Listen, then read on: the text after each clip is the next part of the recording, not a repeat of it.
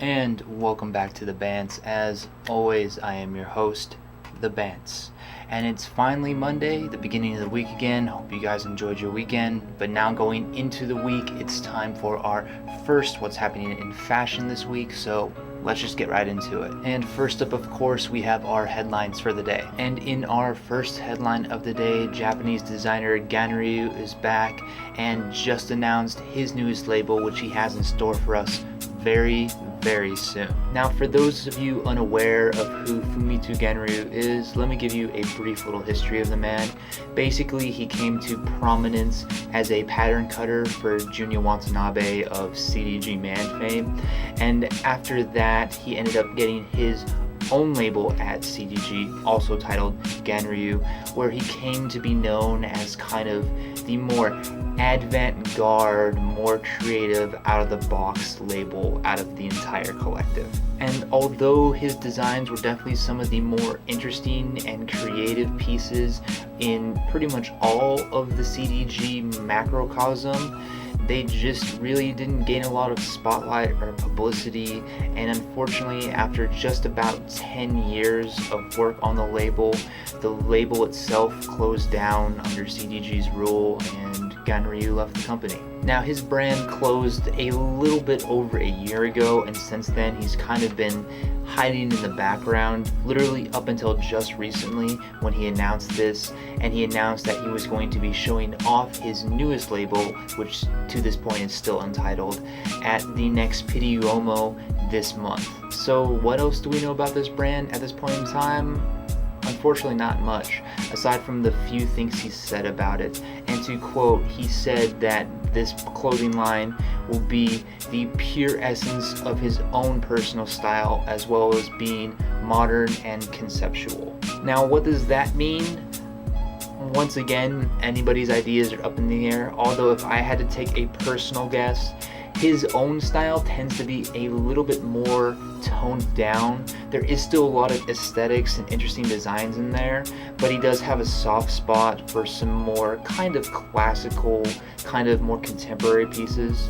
So if I had to take a guess, I'm thinking more of his ideas mixed in with a definitely more contemporary wear brand than what he did before. So I'm definitely looking forward to the Pitti Uomo later this month to see exactly how this line turns out, and be sure to check in on these whips because definitely as soon as I get any information, I'll be immediately sharing it with you guys. Then in our second headline of the day, let's just quickly go over that really expensive Balenciaga shirt that everybody's been talking about.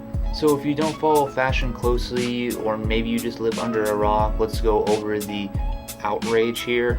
Basically, Balenciaga sewed a shirt to another shirt and decided to price it at $1,300. That's it.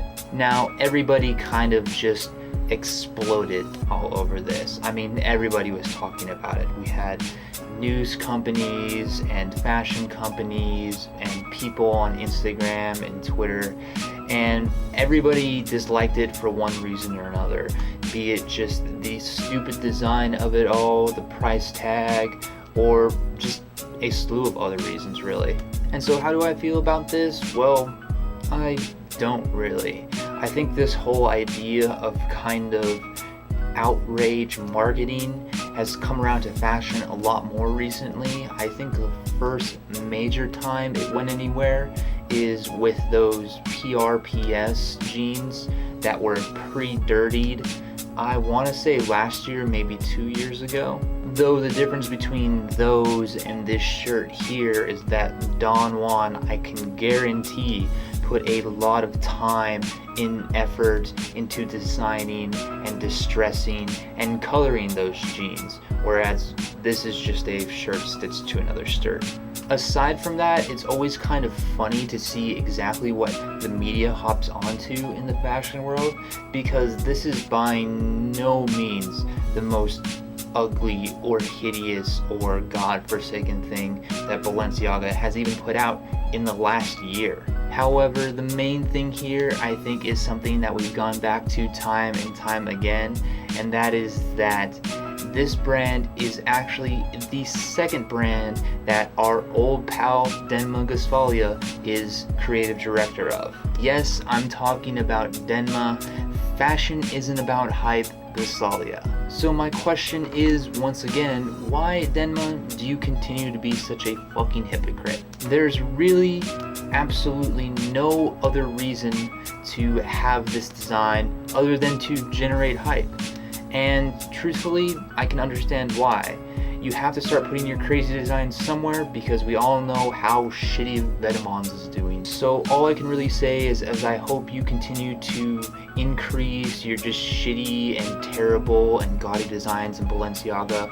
I hope you end up tearing it down as fast as you did in Vetements, and we can finally get rid of your sorry ass out of the design world. Okay, and with that fun story now out of the way, let's move on to our art stories for the day. And first up, Hypebeast and Max Wolf came together to talk a little bit about the history of legendary New York graffiti artist Rammellzee. So if you're interested in the history of graffiti, then definitely check this out. It's definitely not worth missing. Then the New York Historical Society announced their newest exhibit, titled Celebrating Bill Cunningham, obviously going over the personal life of the legendary New York fashion photographer. And they're going to have a lot of his personal items as well as personal notes. So if you happen to be in New York in the next couple months and really want to see a piece of fashion history, definitely go check this out. Then Mr. Everybody showed off some of his newest paintings.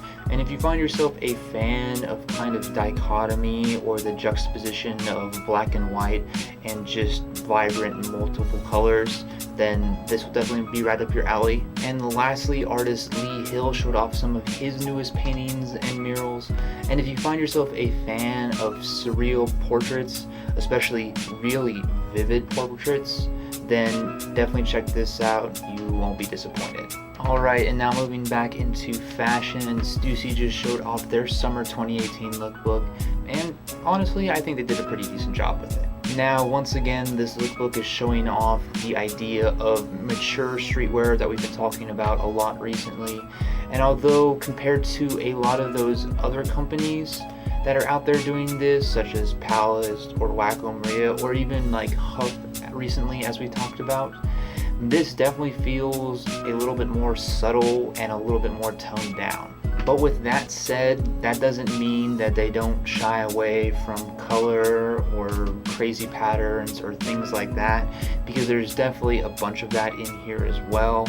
It's just not as vibrant or maybe as exciting as I hoped it would be, or at least in comparison to those other brands. However, if you are looking for some nice, more grown-up streetwear pieces that definitely won't break your budget, I would definitely give this lookbook a check out. And then brands Dickies and Union owner Chris Gibbs came together for what they're calling their premium construct line. So let's just talk about it. So you know all of those just gross and hideous pastel colors that Chris Gibbs has been doing in his Union main line for the last couple of years that have just looked absolutely awful? Well, he decided to bring that to Dickies now, because we all know nothing goes better with Dickies than fucking pastel colors. And as if that wasn't enough in and of itself, let's take Dickies, which are known for being fairly cheap items, and bumping the prices. This collection starts at $80 and goes up to $320 fucking dollars for Dickies. Like, I don't even know what to say anymore. Like, Chris, you've tried for 2 fucking years now to sell your Union shit, and it didn't work out. It kept going on sale until you started using dark and bold colors again, because that's what people want at Union. So why even do this? This is just such a stupid fucking idea, and you know what? Fuck it. Let's just move on. Then WTAPS showed off their Spring-Summer 2018 collection, and it's exactly what you'd expect from WTAPS, with albeit a couple improvements. So this line, pretty much par of the course for anything else you've seen from WTAPS. you definitely have your same color schemes, your same textiles, your same vintage military look, and your same minimalistic but renowned for WTAPS graphics. However, in a couple of these pieces, there definitely are some more creative, more technical designs in the form of different aesthetics or maybe different fabrics. But before any of you freak out, it's not veering entirely toward tech wear, but it definitely has a more technical feel to it than the vintage military vibe you would normally get from some WTAPS pieces. With that said though, if you are a fan of just normal WTAPS stuff, Japanese streetwear, vintage military, or even more toned down tech wear, then definitely check this out. Some very nice pieces overall. And lastly, Issey Miyake showed off his Fall/Winter 2018 lookbook, and honestly, I think it's great as per usual. In the same way we just talked about the WTAPS line, there's a lot of pieces and styles in here that you would definitely expect from Issey. I mean, we have a lot of baggy pieces, comfy pieces that don't feel overly baggy, kind of in the sense of this modern style that's become absolutely trash. There's also a very nice use of color as well as different fabrics and textures, and some really nice patterns thrown in here and there as well. Overall, just another really solid lookbook, really solid collection from Issey, and if you are a fan of contemporary pieces, especially more on the comfy core side, definitely give this collection a look.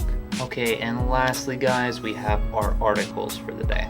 And first up, the New York Times put out a very in-depth and actually very long article on this idea of how the newest fashion trend may be getting rid of the fashion you have. And they kind of go into a bunch of reasons why, but they also talk about pretty much older generations of people, or more people with lots of money doing this as opposed to you or me.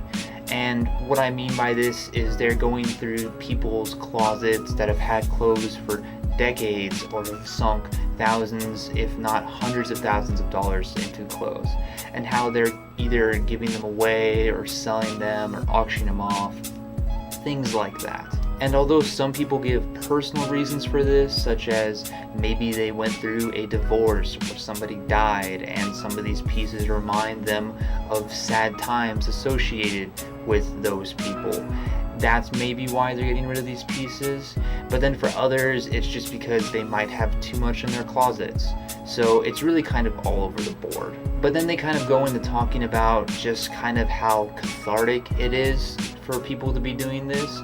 And in all honesty, it's not something I agree with. I feel like people getting rid of their pieces is either because A, they just don't like the pieces in general, or B, they're just trying to free up their closet so they can fill it with more stuff that they'll eventually get rid of later in the future. Now, personally, I don't agree with this. I feel like when it comes down to it, if you're selling clothes that you don't like, aside from maybe the emotional reasons, then you shouldn't have bought the clothes in the first place. But because a lot of these people that they're talking to have money, they can be more superfluous with it than you or I can be.